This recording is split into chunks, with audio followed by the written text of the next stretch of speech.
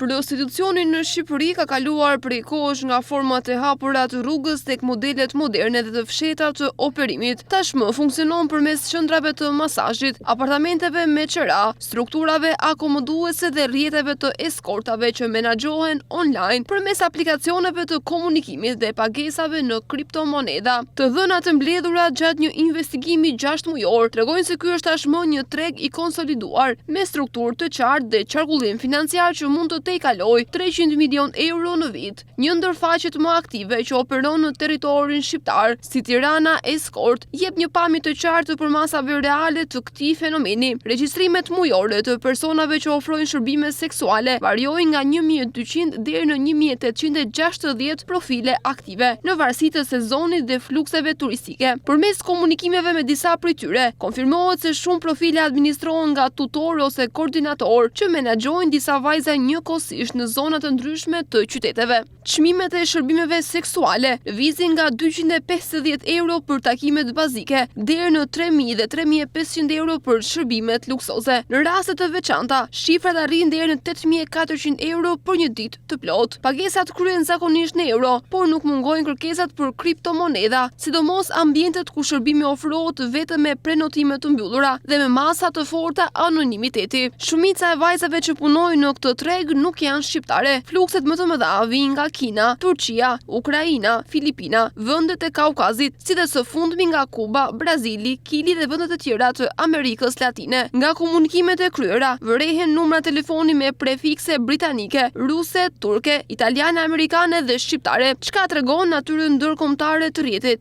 Vajzat shqiptare janë më pak të pranishme në platformat online, por sipas operatorëve të tregut, veprojnë më shumë në kanale informale dhe në tregun fizik. Modelet e operimit janë të strukturuara në detaj. Vajzat dërgojnë video udhëzime se si të arrihet në apartament, vendodhin e dërgojnë me location dhe shpesh punojnë në zona të banuara, pranë komisariateve apo në qendër të Tiranës. Shërbimet kanë lista të qarta me çmime shtesë për çdo kërkesë. Klientëve u dërgohen foto dhe video promovuese, ndërsa bisedat zhvillohen në aplikacione që fshin automatikisht komunikimet. Shërbimi Outbox zhvillohet në hotele, apartamente të klientëve apo struktura të tjera akomoduese, duke përdorur shpesh të njëjta taksi që njihen dhe bashkëpunojnë me rrjetin. Ky qarkullim i shpeshtë e bën veprimtarinë të dukshme për banorët e pallateve dhe komunitetin përreth. Një nga pyetjet kryesore lidhet me logjistikën, si sigurohen këto apartamente, kush i negocion qerat dhe nëse ekziston një rrjet i mirëfill ballkanik që lëviz grupe në itinerare të rregullta. Në komunikimin me një tutore kineze që menaxhonte disa vajza në Tiranë, doli se qëndrimet janë zakonisht 30 ditore dhe se vajzat rrotullohen rregullisht nga një shtet në tjetrin. Beograd, Podgorica, Budva, Tiranë dhe Shkup. Transporti bëhet me makina private ose shërbime të dedikuara dhe ndalimet në kufi janë të rralla për shkak të dokumentave të rregullta. Materiali investigativ përmban pamje, video komunikime, udhëzime të brendshme dhe prova të drejtpërdrejta që dokumentojnë funksionimin e këtij zinxhiri pothuajse të pandalshëm. Në përfundim, ngrihet një pyetje thelbësore: a do të mbyllet ndonjëherë ky biznes apo një ditë do të legalizohet dhe do trajtohet si industri e kontrolluar? Në një treg që qarkullon qindra miliona euro në vit, kjo mbetet një ndër dilemat më të mëdha me të cilat shoqëria dhe institucionet duhet të përballen. Mirëmbrëma teleshikues, sot jemi në emisionin ton të 6 Alo Policia. Tema që pat edhe nga inserti është një temë që trajton një temë shumë sensitive, ku trajton problemin e prostitucionit në vend, format e organizimit, rrjetet e organizuara, rrjetet ndërkombëtare, si ata vinë në territor, si qëndrojnë në territor. Dhe për këtë kam nderin të kem në këtë emision një panel më të ftuar. Mirëmbrëma zoti Artan Hoxha, kënaqësi dhe e veçantë për rolin dhe kontributin tuaj në media, në veçantë për tema me shumë interes. Mirëmbrëma. Faleminderit. Ervin Karanxha. Mirë se erdhët, si gjithmonë kënaqësi, roli juaj si ish prokuror dhe tema pavarësisht nga ajo është një temë shumë e rëndësishme dhe roli i prokurorit dhe për temat që ju keni trajtuar është shumë i rëndësishëm. Igli Zefishta Mirëmbrëma është financier, ekspert i financave, sigurisht që edhe për llogaritjet dhe ato shqetësimet që ne themi sa është kosto, sa para qarkullojnë në të vend, është edhe në interes ta dëgjojmë edhe nga juaj. Mirëmbrëma zoti Nenad Stanković, është një analist që vjen nga Beogradi. Tema sigurisht ka lënë kufit shqiptar, është një rrjet ballkanik dhe një rrjet ndërkombëtar. dhe prezenca juaj patjetër në këtë studio duke ndarë së bashku këtë analizë është shumë e rëndësishme. Mirë brema, faleminderit. Po nisim nga ju. E para, sikur se ishte edhe nga inserti, është një temë e cila ka përfshirë në tërësi shoqërinë shqiptare. Duhet të lejohet, nuk duhet lejohet, kush janë të organizatorët nga vinë, kush janë zonat, kryesisht qytet shtetet që vinë, është rrjet ballkanika, apo rrjet që vjen nga Amerika Latine, dhe vinë në mënyrë individuale, vinë në vetë agjensive, janë përfshirë grupet kriminale, si janë të organizuar këto rrjete dhe sa kohë kanë në territorin shqiptar. Përgjithsisht, Shqipëria për shkak të kaluarës së vet pra gjatë regjimit komunist, është e re në këtë fenomen. Përgjithsisht, dekada e parë në vit 2000 dhe 2010, pra dekada e parë dhe 2. Shqiptarët kanë qenë më tepër të ekspozuar në pjesën e trafikut të prostitucionit me qëllim jashtë territorit të vendit. Pra, edhe kur u bën pjesë e faktit që ata blinin apo rekrutonin vajza për prostitucion në vendet e linjes, kryesisht në vendet e varfra që vinin edhe nga ish Republikat Ruse, nga Ukraina, nga Moldavia, pra e shfryzuan të korridor në Rumania, dhe më mbrapa trafikimi i tyre bëhej kryesisht në vendet kryesore të Bashkimit Evropian. U kthyen në një patjetër që ishte një industri që prodhonte shumë të mëdha parash. Fillimisht lënda e parë, po e quajmë thojza lënda e parë, që ata përdornin ishin vajzat që ta rekrutonin brenda territorit të Shqipërisë. Për shkak të konflikteve që krijonte ky lloj fenomeni, pra duke kaluar pastaj në konflikte të drejt për drejta, në hasmëri, në situata të tilla, ata vendosën që të hiqnin dorë nga vajzat që trafikoheshin nga brenda territorit, duke shkuar tek vajzat që i merrnin në vende të tjera, thash kryesisht vende të lindjes, por vendet më të varfra, ku e kishin dhe më të lehtë të rekrutonin, sigurisht i blinin, sepse vërtet ato bliheshin, dhe nga krau tjetër minimizonin në maksimum rrezikun që kishte nga një hakmarrje nga familjarët e femrave që rekrutoheshin. Ajo që është vënë në re, dhe sidomos në gjysmën e fundit, pra nga viti 2020 deri në vitin 2025, ka ardhur si rezultat i një fenomeni që Shqipëria ka avancuar së tepër me turizmin, ka një numër shumë të shtuar të huajve që hynë në territorin e Shqipërisë, që qëndrojnë për një kohë të gjatë këtu, që kalojnë pushimet, që investojnë këtu, që punojnë këtu. Dhe kjo gjë e ka përballur vendin me një fenomen të panjohur në të kaluar. Pra, 2090, 2000 dhe 2010, trafikantët shqiptarë ishin kryesisht 90, 2000 ishin kryesisht vajzat që përdoreshin nga brenda teritorit. 2010 ishin vajzat që merreshin nga vende të treta dhe çoheshin në Bashkimin Evropian. Si vende eksportues. Po, aty filluam u bëm edhe importues edhe eksportues. Fillimisht ishin vetëm eksportues.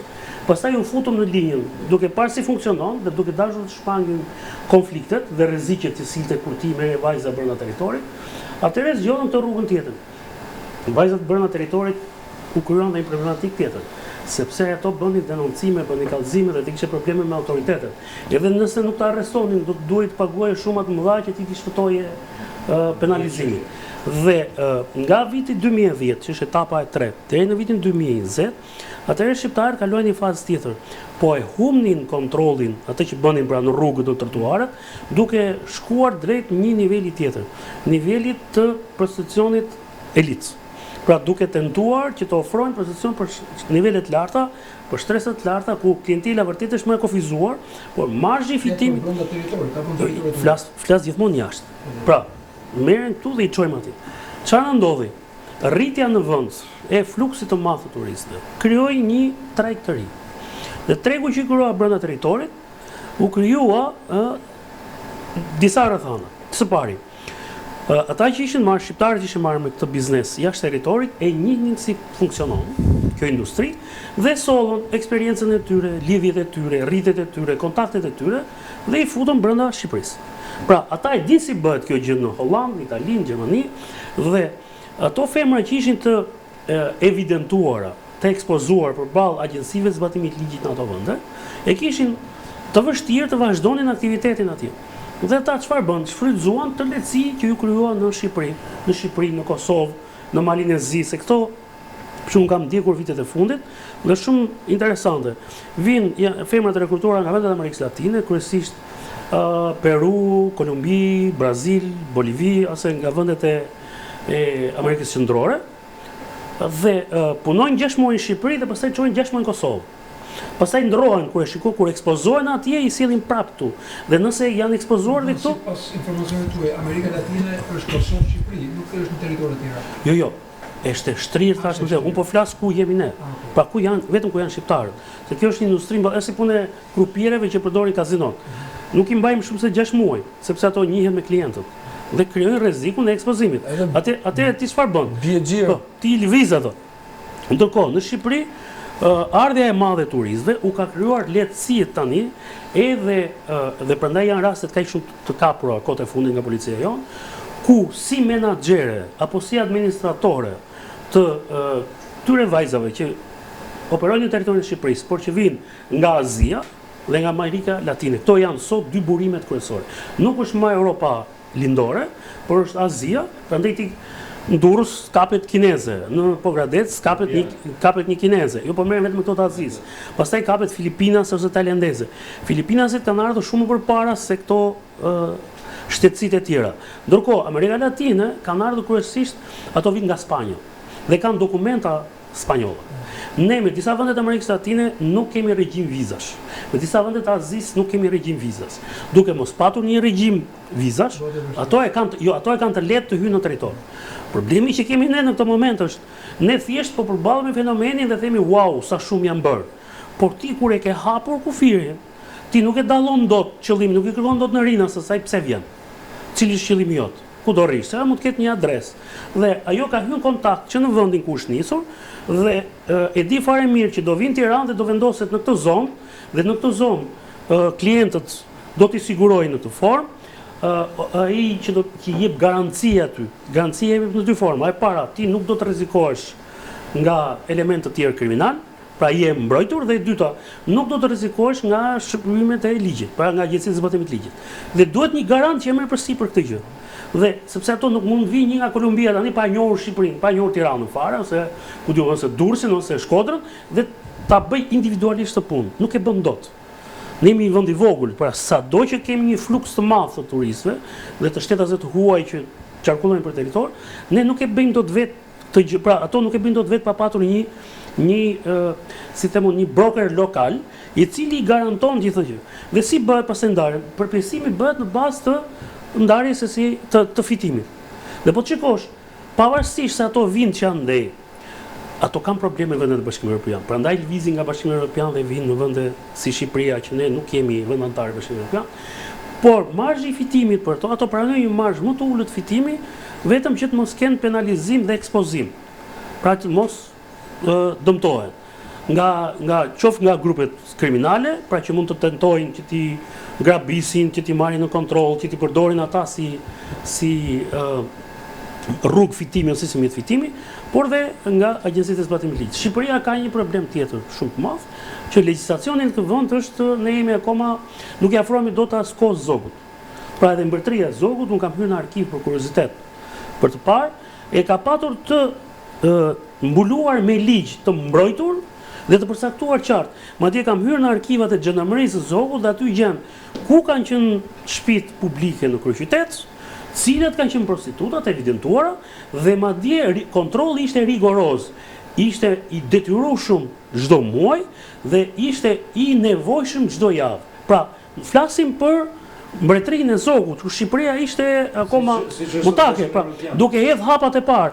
Pra, këtë gjë e kishte lejuar dhe ai e mbante nën kontroll. Nuk e imagjino sa banor ka pas Tirana atëre, dhe ne vinim nga Perandoria Osmane, pra ne kishim një kulturë krejt tjetër, një qëndrim krejt tjetër, ne kishim një shoqëri krejt ndryshe në atë kohë në kontekst, dhe prap ky fenomen u pa arsyeshme që të legalizohej, sepse duke bërë legalizimin u mendua që kontrollohet më mirë.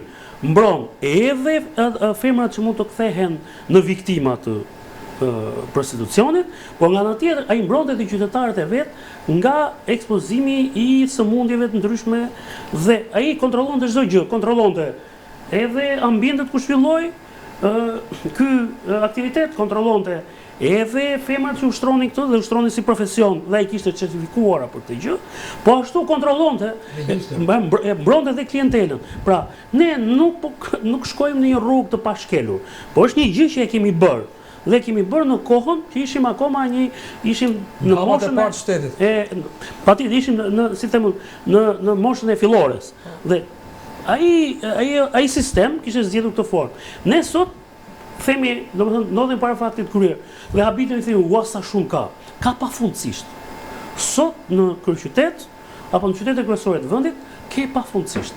Dhe kjo ka ardhur për shkak të liberalizimit dhe hapësirës që ka krijuar vendi. Dhe ky sot ne jemi para faktit, mendojmë që mund ta luftojmë me ata SPZ, me policët e zonës, e ku diun, që është gjëja më e pamundur për të përballur me fenomenin. Që të përballesh me fenomenin duhet një strategji krejt tjetër, duhet burime njerëzore, duhet burime financiare, duhet një mënyrë e të sjellurit krejt tjetër dhe duhet një koracë plot ligjore se si do të trajtojmë këtë fenomen dhe si do ta luftojmë. Ose ndryshe, nëse do të bëjmë këtë gjë, që i arrestojmë ato vend i mbajmë disa ditë se s'mund të mbash një kolumbiane tani, ta mbash pafundësisht ta çosh te burgu Poljskës. Ku ta çosh, ku do mbash një peruane? Si do ta provosh ti, sepse ajo thotë unë ka marrë nëpërmjet internetit. Tani nëpërmjet internetit nuk të identifikohet burimi. Ajo vetë është e trajnuar që pa u futur në territor, që ajo nuk do ta tregojë se kush është njeriu i cili e pret në Shqipëri dhe i cili do ta trajtojë atë si biznesin, sepse ajo është makineria që prodhon, më vjen keq si term që përdor, por fakt ajo është makineria që prodhon të ardhurat dhe ushqen gjithë sistemin. Dhe këto para mbi të gjitha krijojnë dhe mundësi shumë të mëdha dhe hapësira shumë të mëdha korrupsioni. Dhe patur parasysh çfarë policie kemi ne dhe sa është ajo e trajnuar për të përballur me këtë lloj fenomeni, ti vjen te vështirësia që ata mund të korruptojnë edhe policët e nivelit bazë, të cilët janë të parët, janë indikatorët e vërtet për të treguar se në çfarë përmasa është fenomeni sot. Po heq pjesën që ne kemi hierarki dhe në këtë botë të prostitucionit, kemi nivelin e lartë, pra që janë eskortët, pastaj ke nivelin e mesëm dhe ke nivelin bazë, po e quaj që është për qytetarët e thjeshtë. Nëse hyn tek niveli i eskortave, ti do të shikosh që ato që menaxhojnë ato nuk janë disa kodosh të thjeshtë. Këtë bësh me struktura të mirëfillta kriminale, të cilat kanë kontakte të jashtëzakonshme dhe me agjencitë e zbatimit të ligjit. Do të them se shumë interesante të themi këto strukturat. Zoti Karanxha, ju keni qenë prokuror, me siguri keni trajtuar ndoshta dhe çështje të tilla. Nga inserti ne ekspozuam disa materiale të cilët vijnë si një kohë të paktën investigimi për 6 muaj. Dhe në këto 6 muaj statistikat ishin që janë nga 1200 koha më e keqe dhe deri në 1680 vajza që jetojnë dhe ushtrojnë aktivitet në qytetin e Tiranës. Harta, ato njollat e kuqe po i quajmë të Tiranës, janë vendosur në disa zona, të cilat nuk janë larg të stacionit të policisë. Janë rruga Mysymshyri, është ke ish kinema Agimi, ke posta, është rruga Fortuzi, është mbrapa Hotel Tiranës, janë zona e rruga e Dibrës, pjesa ke shkolla Sami Frashi, pra disa gjëra të cilat kanë dalë nga disa komunikime, të cilët kemi gjetur mënyrën nga burime të hapura ose nga persona të cilët na kanë ndihmuar për ndonjë këto komunikime, të cilët janë komunikime nëpërmjet WhatsApp-it. Ose këto komunikime, Facebook-ut. ato kanë çfarë është vlera, që fillon nga 250 euro inbox sipas termit tyre kur është brenda ambienteve, outbox kur e bën në kushtet e ambienteve të një klienti, hotel, banesë etj. Ka shpim tjetër. Dhe plus taksia thotë. Dhe këto vlera variojnë nga 250 euro deri në 3500 euro dhe në komunikime ka 1200, 1800 euro. Ka edhe raste kur thot 8400 euro. Është absurde, por është komunikim dhe ne mundohemi ta komunikojmë këtë gjë që janë këto vlera. Dhe këtu shikojmë dy lloj profilesh. Një profil që janë independente dhe një grup që thot agjenci. Pra ka rrjet organizuar të cilët janë del biles një komunikim një kineze e cila thotë kam disa vajza në cilën rrugë do. Pra e kishte disa zona ku ajo më jepte në mënyrë të njëjshme. Sa po shkruan, të komunikon, të jep listën e shërbimeve, të jep ekspozimin, të jep location, të jep dhe videon se si të mund shkosh në momentin kur ti afrohesh. Tjetë ku futesh të shtëpia nga të shkosh janë sa shkurt. Pra, s'po hym shumë në detaje, po është një profil më shumë edhe një lloj ekspozimi për qytetar për të kuptuar atë çfarë po ndodh. Tani ky fenomen ka një kod penal. Ka dhe një kod të ri që flitet do të jetë. Sa e lufton normat kodit, sa janë strukturat ligjzbatuese që mund ta ndalojnë apo jo këtë fenomen, dhe a mund ta ndalojmë në një ditë këtë fenomen apo jo? Unë mendoj që ky fenomen, domethënë, ne duhet të kthehemi te koha e zogut. Është më mirë ta legalizojmë, se është një proces që dihet. Prostitucioni është zanati më i vjetër që njihet edhe në lartësi. Do ishte mirë që ne, për shembull, nëse vazhdojmë penalizimin e kësaj vepre penale, ne forcat e policisë në vend të lejmë të merren me veprat e tjera, me krime ndaj jetës, sepse ka problematika tjera, këto janë çështjet niveli 2. Dhe mendoj që në kodin penal nuk duhet të ketë penalizim, shteti jon duhet ta legalizojë që të jetë nën kontroll. Në moment që një shtetës e huaj vjen kapet, ne nuk kemi pse me ndjek penalisht, mund ta deportojmë. Pra të mos i hyjmë procedurës penale, sepse procedura penale ka kosto, ka arrestimin, oficerin e policisë, makina që e shoqëron e arreston, mund ndodhë që ta lejë dhe në burg pa fat, sepse ndërmjetësimi ose shfrytëzimi i prostitucionit ka shumë masa të larta dënimi. Kemi parasysh neni 113 që është neni prostitucionit, dënon edhe klientin edhe femrën që ofron shërbimin. Edhe që të dy e kanë gjop ose me burgim deri në 3 vjet burg. Kurse shfrytëzimi i prostitucionit, sepse gjithmonë ose ndërmjetësimi, gjithmonë kemi të bëjmë me një grup, 2-3 persona, dhe gjithmonë vepra është në bashkëpunim. Dhe e ka masën e dënimit nga 7 deri në 15 vjet burgim. Pra pak a shumë sa vrasin. Tani, a ka kuptim ti dënoj, pra janë në dënime në kodin penal, të cilët nuk kanë një logjik juridike. Do ishte mirë që këto të legalizoheshin, format e deportimit, sepse neve edhe synojmë të shkojmë perëndim, këto janë fenomene, edhe në perëndim që njihen, që i ndjekin në mënyrë administrative. Ne nuk duhet t'i penalizojmë. Madje duhet të kenë vende të caktuara ku ushtrohet. Jo brenda, për shembull, këtu te kinema agimi ke shkolla aty. S'duhet të jenë afër shkollave, duhet të jenë vende të caktuara dhe të procedohet në mënyrë administrative. Personi që kapet në shkelje deportohet nga territori i Republikës së Shqipërisë, është e tepruar me ndjekje penale. Janë disa raste që duhet ndjek penalisht që shfrytëzimi i prostitucionit, ka janë rastet kur kemi dhunë, kemi rastet e trafikimit të femrave me forcë, to duhet të dënohen. Kurse kur një person kërkon të bëjë një biznes, shumë burr mund të regjistrohet, për çdo akt mbahet një kupon tatimor u krye ose siç ka qenë në kod zogut, të jenë të regjistruar, sepse 1800 femra që kanë ardhur, por imagjino të kesh 1800 procedime, çfarë ngarkese ka prokuroria, çfarë problematika ka, neve i bim që të merremi trim oficerët e policisë dhe punojësit e vëzhgimit nëpër motele, sepse këto janë vendet e ushtrimit, janë motele. Prandaj, edhe ligji i ri, po të kemi parasysh ligji i ri dhe konkretisht në nenin 861 ndryshimin, këtë parashikon si dënohet edhe mashkull dhe femra që ushtrojnë. Këtu ka një pabarazi, sepse femra dënohet vetëm me gjop, kurse mashkulli dënohet me deri në 3 vjet burg, nuk e di pse është bërë kjo ndarje. Është e neni 861. Ndërkohë, pjesa e dytë e dispozitës e këtij neni thotë që me kalimin e kohës do dalin ligje brenda 3 vjetësh më parë që prostitucioni, dënimi penal i kësaj vepre do të shfuqizohet dhe të dalin ligje për mënyrën e funksionimit. Pra, në një farë mënyre dhe konkretisht, kjo dispozitë do të zbatohet deri në kohën e dekriminalizimit me ligj të kësaj vepre penale, thotë, dhe rregullimit të ushtrimit kësaj veprimtarie me elemente të tjera si subjekti që do lejon. Tash neve pse të mos ta bëjmë që tash të presim prapë të dënojmë persona. Është fenomen që ndodh, që është bërë para 100 vjetësh, se zogu ka qenë që para 100 vjetësh që ka në pushtet. Pra neve para 100 vjetësh dhe rrim ala këtu. Do ishte mirë të stabilizohej situata, dilte një ligj rigoros, të ishin forcat e policisë që të kishin mas forcë ekzekutive në moment që vjen një shtetës e huaj, ushtron prostitucionin në territorin e Republikës së Shqipërisë në kundërshtim me ligjet, po jo me ligjin penal, me ligjet tjera, merret dhe deportohet dhe ikën. Siç është në Evropë. Pse nuk i dënon Evropa këto?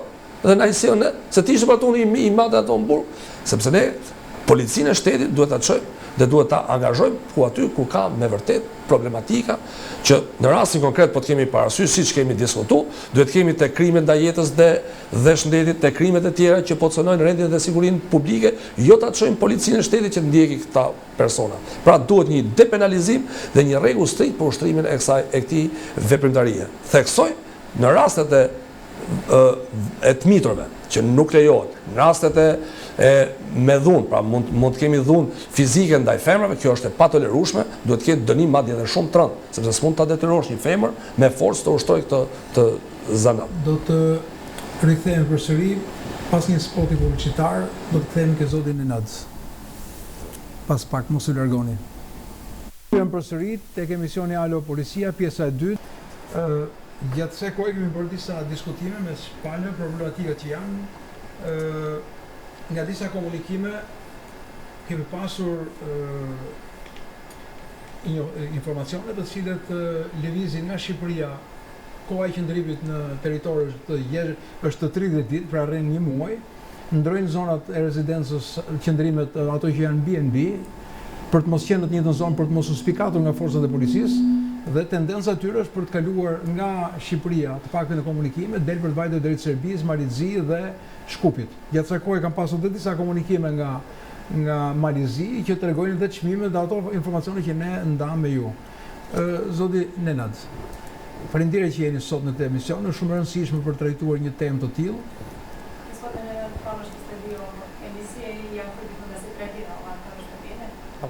Është e njëjta situatë dhe në Beograd, në Serbi, në Maltëzi, me qenë se ju jeni një analist i mirë dhe keni edhe kontakte në raport me punët që ju bëni.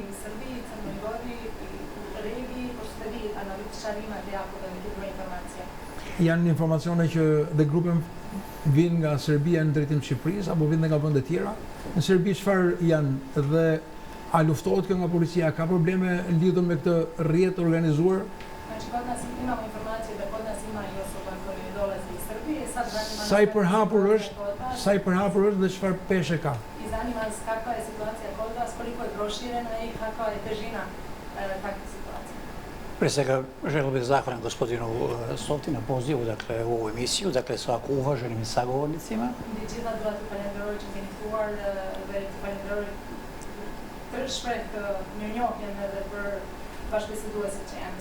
I da naravno pozdravim sve one koji nas večeras gledaju. Radi se o jednoj veoma značajnoj temi, van svake sumnje, koja sa sobom, tako da kažem, povlači i neke druge oblasti nezakonitih aktivnosti, naravno.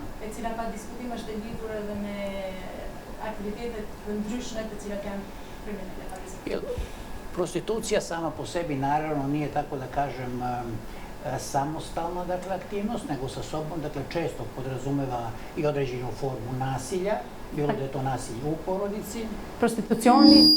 Prostitucioni më vete nuk është i ndarë, por është gjithmonë i lidhur dhe një nga lidhjet është edhe pjesa e dhunës, si dhe dhunës në familje, që mund të lidhet gjithashtu në pjesën e prostitucionit. Nasilje koje podrazumeva primoravanje na prostituciju.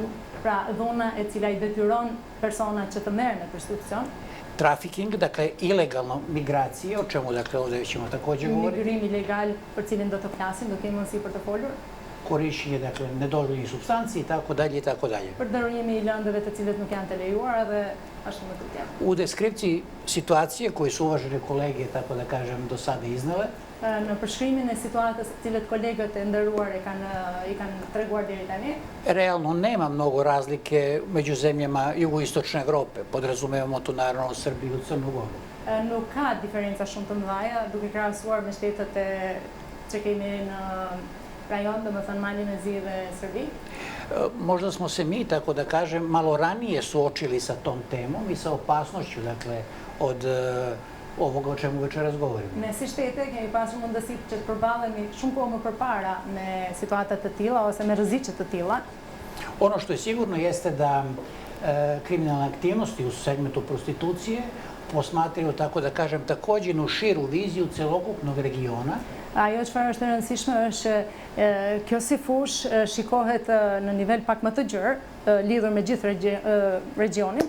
Tako da upravo, tako da kažem, ovo što je apostrofirano, dakle, da postoje osobe koje vrlo rado i često menjaju mesta te svoje aktivnosti. Dhe këto gjërat të cilat i përmendet për personat të cilët janë të përfshira dhe janë në vazhdimsi të ndryshimit të vendit të veprimit, Mogu, dakle, zarad toga često menjati mesta boravka i na taj način, dakle, doprineti jednoj vrsti, tako da kažem, kriminalizacije čitave aktivnosti. Dhe ata me veprimet e tilla, me veprimet e tyre, me lëvizjet që kanë, japin gjithmonë kontributet dhe pjesa e kriminalizimit. Ono što je sa mog aspekta veoma važno i onako kako ja vidim situaciju, Ajo çfarë shikoj unë nga ana ime, nga aspekti im dhe mënyra se si e shikoj unë si situatë, jeste pre svega, dakle, način na koji će naša društva pronaći odgovor na ovu temu. është mënyra se si shoqëritë tona do ta gjejnë përgjigje lidhur me këtë temë. Najlakše je i često u nekoj svakodnevnoj komunikaciji se odmahne rukom i kaže prostitucija, pa toga je uvek bilo i uvek će biti. Gja më e lehtë është që të themi, kur përmendet prostitucioni, që të tregon me dorë dhe të thojë dikush që po prostitucioni gjithmonë ka egzistuar dhe do vazhdoj. Međutim, recimo u Srbiji trenutno su dosta jaki glasovi koji naglašavaju mogućnost legalizacije prostitucije. Dhe në Serbi kemi shumë zëra të cilët janë duke fokusuar ose duke theksuar mundësinë e legalizimit të prostitucionit. Naravno da bi to moglo imati, tako da kažem, određen benefit u smislu, dakle, kontrole, kako zdravstvene, finansijske i svake druge. Pa diskutim që legalizimi do të sillte një lloj kontrole, qoftë nga ana financiare, qoftë nga ana shëndetësore, mund të jetë i kontrolluar.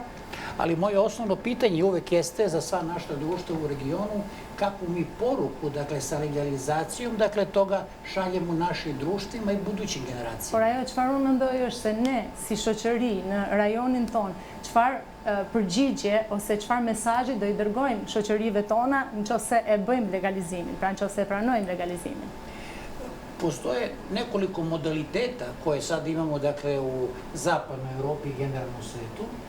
Ekzistojnë disa modalitete të ndryshme, të cilët janë për momentin në Europën, zapadna Evropa, në Europën perëndimore dhe në Jedan je, botë. recimo, potpuna legalizacija, Švajcarska i Nemačka, to imamo sad kao model. Kemi për shembull dhe legalizimin e plot në Zvicër dhe në Gjermani, është një si modalitet. Ali generalno to pokazuje, dakle, s druge strane, da su u tom, tako da kažem, dakle, na taj način zapravo zaštićeni najviše, dakle, oni koji organizuju tu vrstu, dakle, aktivnosti.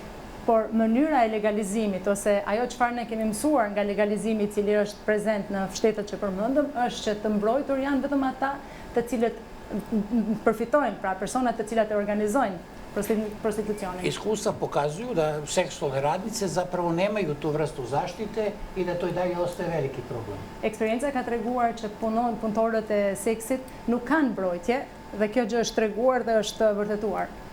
Trenutno, dakle, jeste, tako da kažem, kao jedan model, vrlo zanimljiv, švedski model. Për momentin është një model i cili është interesant, goxha interesant dhe bëhet fjalë për modelin suedez, koji se implementira u Švedskoj, Norveškoj, Irskoj, Kanadi i cili është implementuar në Suedi, në Kanada, Irlanda dhe Norvegjia. Koji kriminalizuje korisnike usluga i organizatore, dakle, tih aktivnosti. Pra, dhe ky si model kriminalizon ose dënon personat të cilët ofrojnë shërbimet dhe personat të cilët i marrin shërbimet. Prema tome, ono što je, tako da kažem, u mom fokusu i ono što mislim da je najvažnije za nas kada dajemo, tako da kažem, deskripciju, dakle, situacije kada je ova tema u pitanju. Për mendimin tim, pra, kur bëjmë përshkrimin e situatës lidhur me këtë si temë, jeste kako ćemo naći brzi odgovor na sve to. Është se si do gjejmë përgjigje të shpejtë për gjithë situatën e krijuar. Jer je činjenica da ovakva situacija generalno šteti svim našim društvima. Edhe është fakt që një situatë e tillë i bën dëm gjithë shoqërive, pra të gjithë neve. I stvara jednu, tako da kažem, društvene klime koja praktično, tako da kažem, za naša društva čini mi se nije dobra. Dhe krijon disa klima në shoqëri të cilat sipas mendimit tim nuk janë fare të mira për shoqërinë tonë. Një pyetje, një ndërhyrje, kërkoj ndjes për ndërhyrjen. Jedno pitanje, izvinjavam se što kao uličem. Nisim gjithmonë nga ato komunikimet të cilat ata njoftojnë nëpërmjet faqeve online të eskortave. Thonë që nga data kaq në datën kaq jam në Beograd, nga data kaq në datën kaq jam në Podgoricë dhe nga data kaq në datën kaq jam në Tiranë. Pra njoftojnë njësoj sigur janë ndeshje futbolli dhe ndeshje kontrolli që bëhen në këtë territor. Imamo razne vrste informisanja gdje datim kanalima, one daju informaciju od tog do tog datuma se nalazim u Srbiji, Beogradu i tako dalje. Dhe nga disa kërkime numri i tyre i ekspozuar gati është i barabartë si në Beograd ashtu edhe në Tiranë, kur mendoni që sa është i madh Beogradi, sa është Tirana. I ukoliko radimo poređenje, znači broj osoba koje su ekspozirane je isti kao u Beogradu i u Tirani, a ako uzmemo u obzir koliko je veliki Beograd i veličinu Beograda i veličinu Tirane... Atëre fakti që ato kanë planifikime, shërbime që bëjnë në teritorin ballkanik. Znači činjenica da one imaju usluge, kush i favorizon? Janë grupet kriminale që veprojnë në teritorin ballkanik? Koje operišu në Balkanu, u regiji? Është korupcioni? Da li je to korupcija? Apo kush i ndihmon ata që vajzat pa njohura që nuk i njohin territoret tona, lëvizin dhe programojnë shërbime të tilla, kaq lirshëm dhe kaq hapur, saqë edhe operacionet e policisë nuk është se nuk ka pasur, po janë të paktën raport me gjendën reale të rajonit tonë. Znači te osobe koje operišu na našim tržištima, sve je organizovano, a s druge strane i naša državna policija je imala jako veliki broj intervencija, jako veliki broj akcija. Naravno, dakle, da ta povezanost, tako da kažem, kriminalnih grupa, dakle, na Balkanu generalno sigurno postoji, tu nema nikakve dileme. Pa diskutim që ekziston një lidhje dhe ndërmjet grupeve kriminale në rjetin tonë, në Balkanin tonë. Është e pa diskutueshme që ekziston. Jer ne samo da primećujemo tu vrstu, tako da kažem, dakle, migracije u tom sektoru, kao što smo sada rekli... Nuk është që vetëm kemi vënë re pjesën e migrimit në këtë sektor, već je nekako i interesovanje nekih, tako da kažem, možda i spoljnih faktora, jer ovdje smo razumeli da u ovom trenutku žene za tu vrstu delatnosti u Albaniju dolazi iz različitih zemalja. Edhe kemi kuptuar që femrat në shtetin tuaj vinë nga vende të ndryshme, pa diskutim. Se opet uvek postavlja nekako globalno, dakle. Dhe janë nga gjithë bota, vendoset na një nivel global. Mi, na primjer, dakle, u Srbiji i u Beogradu postoji velika kineska zajednica, dakle, koja je tu stacionirana, je li tako? Ne, në Srbiji, në Beograd, kemi një mbledhje të kinezve, dhe më thonë. Po. Koje praktično, dakle, žele da ulažu u različite vrste biznisa svuda, dakle, u jugoistočnoj Evropi. Dhe thënë, ata e kanë si qëllim të bëjnë investime gjithandej. Ali s druge strane, dakle, primećujemo da tom linijom, dakle, mogu doći neke pojave koje baš nisu, tako da kažemo, suviše popularne i prihvatljive. Por, nga ana tjetër, kemi pasur mundësinë të vëmë re që kanë ardhur dhe kanë ndodhur disa dukuri ose disa ardhje, disa prurje të cilët nuk janë edhe aq interesant, nuk janë aq të lejuara. Jer koliko sam video u albanskim medijima, bilo je nekoliko hapšenja upravo kineskih državljanskih. Dhe sa kam parë tek media tuaja, keni pasur disa arrestime të kinezve, personave nga Kina. U Srbiji, dakle, tako da kažem, već duži niz godina imali smo slučaj evidentirane u medijima da devojke dolaze iz Moldavije, Ukrajine i tako dalje. Në Serbi, për shembull, kemi pasur shumë raste të cilët kanë qenë të evidentuara nga mediat ku vajzat kanë ardhur nga Moldavija dhe nga Ukrajina. Ali sada isto tako, dakle, tu je i, ne znam, Latinska Amerika, Kuba i tako dalje i tako dalje. Por tani, kohët e fundit, po vinë edhe nga Amerika Latine, nga Kuba. Tako da tu generalno u tom pojavnom obliku nemamo mnogo, tako da kažem, nema mnogo razlike. Kështu që nuk është që kemi ndryshime të mëdha në krahasim me ju. Okej, do të kthehem përsëri. Ne pam që nga komunikimet, numrat e telefonit që përdorin janë numra anglez, janë numra italian, janë numra amerikan, janë numra të serb, janë të Malit të Zi, janë numra të vendeve si Turqia dhe vende deri tek numrat e Koresë Jugut. Pra ka disa numra për treguar edhe një herë se sa ndërkombëtar është ky rrjet dhe si vepron ky rrjet ndërkombëtar. Atëherë, zotë Zepishta, ju jeni një financier, një ekonomist shumë mirë. U than disa shifra, ne themi që pesha e këtij aktiviteti është goxha i ndjeshëm nga pikpamja ekonomike, janë para të cilët merren dhe dalin jashtë territorit, madje aty ka komunikime të thonë që pagesat i kemi në cash ose në euro ose në kriptomoneda. Sa para mund të dalë nga territori? Ne kemi bërë një kalkulim, sigurisht fare rastësishëm, që janë mbi 300 milion euro, po mendoj që mund të jenë diku deri 800 milion euro që dalin nga territori çdo vit nga ky aktivitet i paniqshëm. Nga shifrat e publikuara, nga gjithë këto, në farë mënyrë nga këto lloj investigime që janë bërë nga media, nga NGO, nga shoqata, sepse akoma nuk dihet numri në një farë mënyrë numri i saktë. Ky është një numër i përhapur, por që mendohet që mund të jetë akoma shumë i lartë se sa kaq.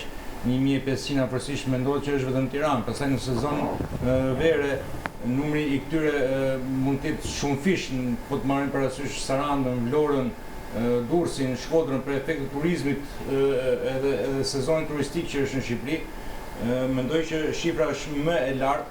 Shifra është më e lartë, pastaj edhe çmimet pastaj variojnë. Ne nuk kemi një informacion të saktë, po themi sa mund të jetë paravorësisht, edhe luatja e çmimeve fillohet nga 250 euro për një shërbim niveli eskort normalisht, por flasim vetëm për pjesën e aktivitetit të prostitucionit të nivelit eskort, jo nivelit bazik, që janë këto nivelet, po themi, në prostitucioni i nivelit më të ulët.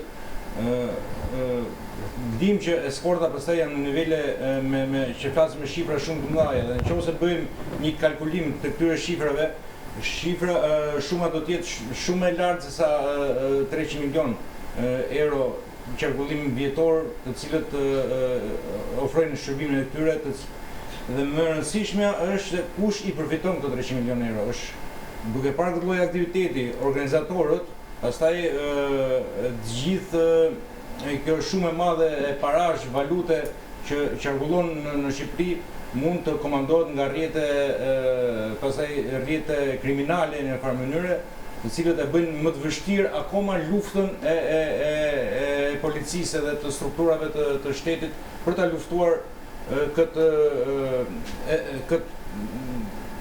aktivitet. Ata përdorin kryesisht platformën BNB, shkime qerat, të cilët i marrin në nëpërmjet formave të tyre të këtyre pagesave. Duke pas parasysh sa kushton një BNB në ditë dhe sa kushton ato që rrihen në një muaj dhe mënyrën se si ata i ndrojnë. Flasim për një vlerë që janë dhe BNB-t. Janë të deklaruar, se janë deklaruar, mund të kemi edhe këtu një vlerë e cila nuk deklarohet në territor. Pastaj po ta marrin aspektin ekonomik, në atë çfarë shteti humbet në rastin kur kjo lloj aktiviteti, po themi ose industrie, sepse kjo në një farë mënyrë për nga shifrat kalon si industri. Ajo çka mund shteti pastaj po të hym kalkulimeve është shumë e madhe, sepse futen BNB-t, futet shërbimet taksi, futen shumë gjëra të tjera në përllogaritin, në kalkulimet, çka shteti më tepër do të ishte interesuar që në një farë mënyrë ta bëte një lloj legalizimi, sepse ne nuk kemi në shoqëria jonë, por flasin në atë aspekt, nuk mund të kemi një legalizim të themi ose më njerëzshëm ose të pakufishëm të këtij aktiviteti, po me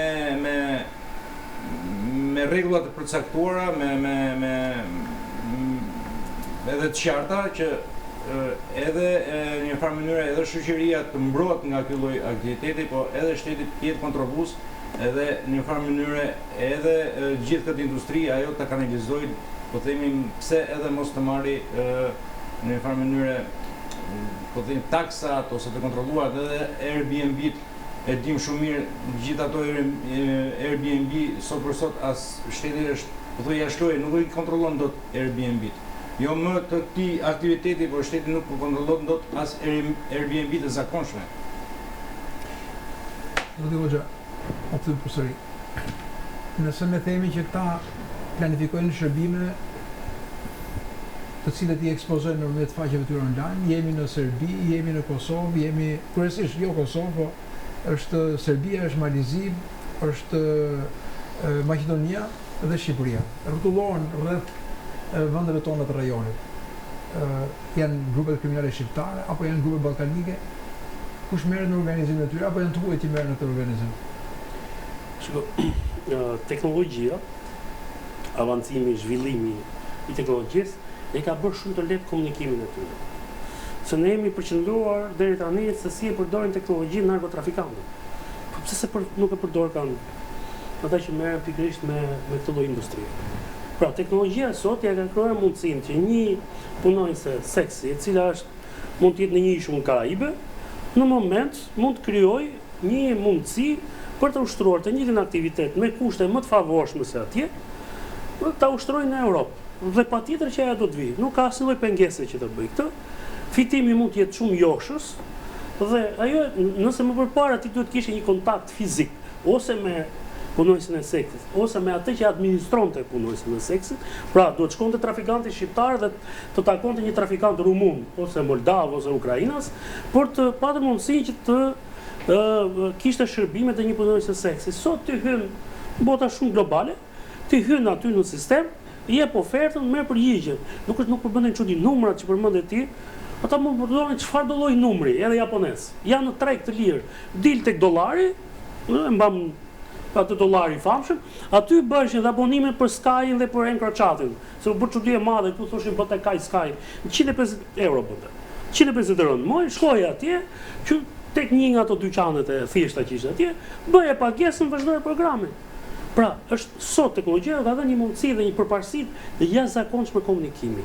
Prandaj them që strategjia dhe legjislacioni që kemi ne për të përballur me këtë fenomen është shumë arkaik, është në nivelin, pra, ti ke një Ferrari dhe do ta kapësh atë me një gaz pestenish. Shanset që ti të fitosh është uroj që inshallah del nga rruga Ferrari. Se ti s'ke shanse ta kapësh. Pra në këto momente, në kushte krejt të barabarta, ti nuk i lufton dot ato. Sot liberalizimi ja u jep të lloj aftësie.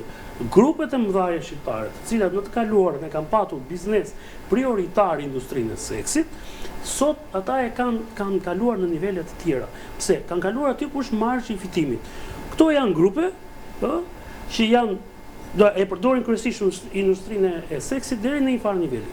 Dhe pastaj kalojnë tek bizneset e tjera që e kanë margjën e fitimit më të madh dhe kohën më të shpejtë. Sepse në vetvete industria e seksit është një biznes impenjativ, se është një biznes që ti do të jesh për ditë në kontakt, do ta kontrollosh, edhe punojësin, edhe klientelën, edhe shpenzimet, edhe fitimet. Pra je gjithkohës aty i përqendruar. Dhe po çekosh në gjitha rastet që kapen, si ti e vure theksin te Airbnb, e bëjnë hotelet më të mira në vend. Ai e merr si punonjëse, e fut në administratën e hotelit dhe ti s'ke si do ta kapësh atë. Si do ta provosh ti që ajo është një punonjëse seksi, sepse ajo mund të punojë para ditë kamariere ose mund të punojë në kuzhinë dhe pjesën tjetër pastaj, se mos tek ne që ne i kemi të lidhura tashmë hotelet me pesyje, që janë dhe brende ndërkombëtare, kanë licencën e kazinos. Duke patur dhe kazinon, ti do ta ofrosh të gjitha shërbimet. Dhe ky është një shërbim që ti të rritësh klientelën tënde si hotel. Dhe formën se si ti do ta bësh, e zgjedh vet. Pjesa që kemi patur problematike më përpara, pra ka qenë përdorimi nga grupet kriminale dhe sidomos ashpërsia që kishin grupet kriminale ndaj punonjësve të seksit. Kur momenti kur ato tregueshin të pabindura, kur ato donin të dilin nga kjo industri, kur ato donin një mundësi tjetër për jetën, ato me njëherë bëshin viktima të akteve të dhunës. I gjymtonin, i vrisnin, mbajshin peng, i kërcënonin, pra kishin shumë forma torture në krahasim me sot. Nuk është se këto janë zhdukur dhe janë azjesuar. Ekzistojnë ende si mjete, por kryesisht në ata që sot trajtojnë pjesën e luanit në këtë industri, mundohen që të mos i kenë këto probleme. Këto probleme të ekspozojnë. Ata mundohen ta gjejnë me marrëveshje, të ndajnë pjesën e shpenzimeve, të ndajnë pjesën e fitimit dhe të garantojnë që puna të shkojë sa më qetë tjetër mundë. Si do të godasësh ti fenomenin gjatë verës në Durrës ose në Vlorë ose në Saranë? Është e pamundur, është gati krejt e pamundur, se ti thash nuk i ndalon dot, nëse përpara kisha regjim vizash. Ne skemi me Kolumbi. Kolumbia është 55 milion banor. Si do ta ndalosh ti një kolumbiane të vinë në Shqipëri dhe për çfarë motivi? Se ti nuk ke një sistem këtu, nuk ke një database. Dhe po ta vësh re, ndryshe nga e kaluara, që ti kapi shtetase shqiptare ose shtetase me origjinë nga vendet e Ballkanit, nga Maqedonia, nga Bosnia, flasë raste që janë kapur.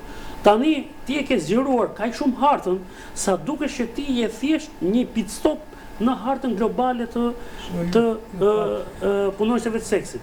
Dhe ti shiko çka kap. Pra ti kap një filipinase që komandon disa filipinase. Ti kap një kineze që administron disa punonjëse seksi kineze. Kap një kolumbiane që administron disa punonjëse seksi kolumbiane. Gjatë kësaj vere bëri përshtypje në Saranë, për shembull, hotelet e mëdha, ato që hotelet nivelit mesatar, kishin marrë nga Madagaskari. Pra të vish nga Madagaskari në Shqipëri, do të shkosh në fund të Afrikës dhe do të futesh në Oqeanin Indian. Vetëm fluturime asaj duhen 3 fluturime që të vinë në Shqipëri. Po kush e ka sjellë atë në Shqipëri? Sepse ajo rrogën atje ka $50. Ndërkohë në Shqipëri, nëse ti garanton një rrogë 700 deri në $800 në muaj, patjetër që për atë është joshse dhe ajo do ta marrë përsipër gjithë rrezikun dhe të vi këtu. Dhe dikush ishte trendi në Sarandë, sepse të kishin hyrë një, si themon, një, ato janë si punë e modës. Pra, ishin më të kërkuara si vjet, pikërisht ato që kishin ardhur nga ky vend, nga Madagaskari. Ishte edhe një vend i panjohur për shqiptarët, edhe vetë ato si po të shikoje si edhe si nga ana humane, ishin njerëz qeshur, njerëz çelës, njerëz të disiplinuar. Pra të duket e pabesueshme derisa larg kemi shkuar. Pastaj, ajo që ndodh këtu brenda, se unë nuk besoj që në Shqipëri sot ka 1 ose 2 ose 10 organizata kriminale që merret me këtë fenomen. Është kundra, kjo është hapur shumë dhe ka arritur puna që një agjenci, e cila operon si agjenci dhe ti nuk e ndalon dot, ose s'ke si ta ndalosh atë, ajo është e gatshme të sjellë nga çdo vend, siç sjellin menaxherët e futbollit. A kemi në lojtar nga çdo cep i planetit? Po, kemi. E njëjta gjë funksionon aty. Dhe aty sa më tepër akoma ne jemi bërë atraktiv sepse thash numri i madh i të huajve që hyjnë tashmë në Shqipëri e ka bërë më të vështirë identifikimin e tyre. Pse? Sepse ato humbin dhe treten midis turmës dhe ata që merren me këtë biznes, dhe që ja kanë parë hajrin, pra që kanë fituar shumë, e dinë që kjo është koha më e përshtatshme, ku ti mund të futesh përmes turmës dhe ti mund të qëndrosh kudo. Gjithë halli jot, nëse mund të quhet hall, se problemi jot është mundohu që të mos ekspozohesh në agjencitë të zbatimit të ligjit. Një pjesë e mirë e këtyre rasteve që janë kapur, nuk e di sa informacion ke, po janë dhënë nga rivalët. Pra ato që kanë qenë më përpara që operonin në atë qytet, i ka hyrë një rival që po i ndante tregun. Është punë konkurrence. Ata kanë njoftuar policinë, policia ka ndërhyrë. Por nëse ti kërkon sukses në luftën, jo të fitosh në një betejë tek këtu, atëherë ne duhet të kemi një qasje krejt tjetër dhe duhet ta ndryshojmë komplet që në mënyrën se si do të fillojmë që tek hapësirat ligjore që kemi ne, duhet ndryshojmë ligjin dhe tjetra, duhet kemi një strategji, jo vetëm policia e shtetit se bën dot vetëm policia, po të gjitha njësitë e tjera. Nëse të këtu ta bëjnë sjarem për fitimin që ato sjellin. Volumi paras, nuk po merr me fitimin, po volumi i të ardhurave që ato qarkullojnë është i jashtëzakonshëm. Dhe jepen shifra 1000, 1200, nuk po them janë fare minimale në krahasim me përmasat e vërteta të fenomenit. Kemi shkuar shumë larg. I ke të arritshme në çdo pozicion, çdo moment të ditës. Më përpara duhet lodhësh gjithë ditën që të gjeje një punonjëse seksi.